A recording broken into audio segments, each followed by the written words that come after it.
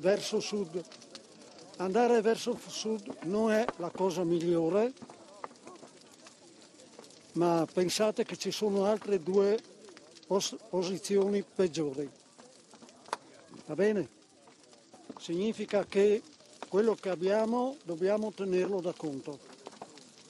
Tutto lì. Quindi un anno non tanto buono, che potrebbe riservare soprattutto difficoltà economiche. Sì, però se stiamo un po' attenti va bene, perché sta tutto alla persona essere, diciamo, previdente nelle cose. Quindi attenzione. Un po' di attenzione, sì. C'è bisogno del senso di comunità. Certo, questo ci vorrebbe sempre. E ricordatevi che la prima cosa, in assoluto, è il rispetto. Con rispetto voi potete andare dappertutto. Io l'ho provato sulla mia pelle e mi sono trovato bene.